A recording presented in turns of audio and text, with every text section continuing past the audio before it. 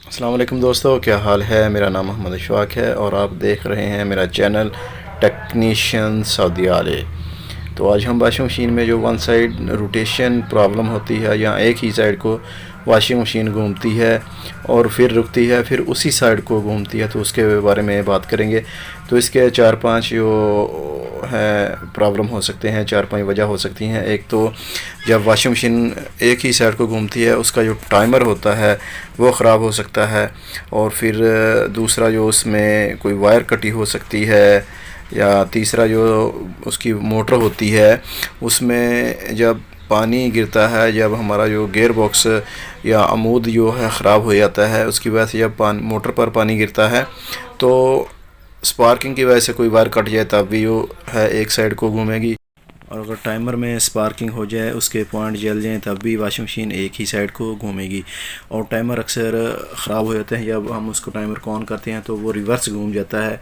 अगर इस तरह हो तब भी जो वॉशिंग मशीन है एक ही साइड को घूमेगी। तो आइए इसके लिए हम देखते हैं कि क्या करना है।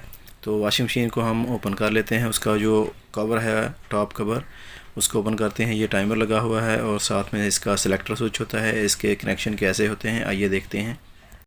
टाइमर कई किस्म के होते हैं, 3 वायर वाला, 6 वायर वाला और 7 वायर वाला। ये 3 वायर वाला 6 वायर वाला टाइमर है। इसमें जो देखें 3 वायर एक साइड पे और 3 वायर एक साइड पे। ये जो कॉमन है हमारी ब्लैक, ये हमारा जो फेस है, हम इसमें फेस लगाएंगे। ये जो वज़र लगी हुई है, साथ में घंटी लगी हुई है, ये ब्लू जो होती है इसकी वायर होती है। और ये जो ग्रे वायर है ये हमारी सिलेक्टर स्विच में जाएगी।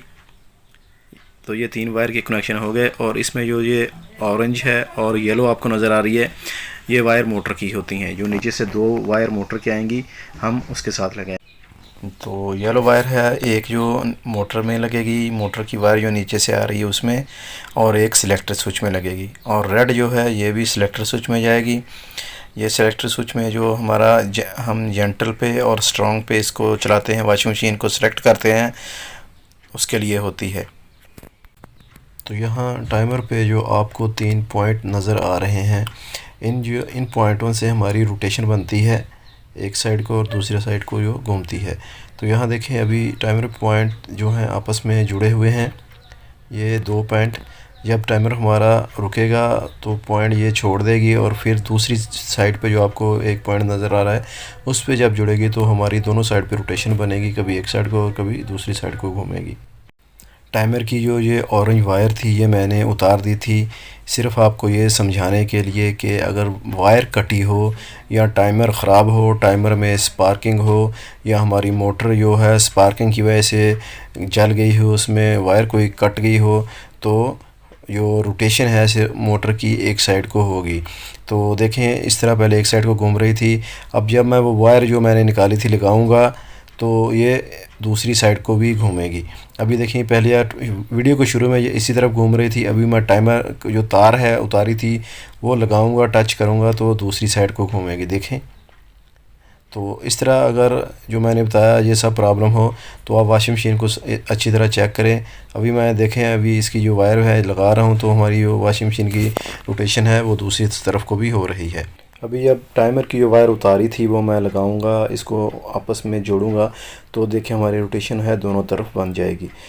पहले एक ही तरफ घूम रही थी, अभी जब वायर लगाई तो दोनों तरफ। इसका मतलब है कि वायर ख़राब हो, जो मैंने आपको प्रॉब्लम बताई वो ख़राब हो तो जो हमारी रोटेशन है वो एक तरफ हो जाएगी। अगर टाइमर स्पार्क हो जाए और ख़राब हो जाए, उसको कैसे चेंज करना है, कैसे कनेक्शन करने हैं, तो वो मेरी ऑलरेडी एक वीडियो मौजूद है। उस वीडियो का लिंक मैं इस वीडियो के डिस्क्रिप्शन में दे दूंगा, तो आप देख सकते हैं। तो फ्रेंड्स वीडियो को लाइक, चैनल को सब्सक्राइब ज़रूर कर लें। वीडियो देखने का शुक्रिया। अस्सलाम वालेकुम।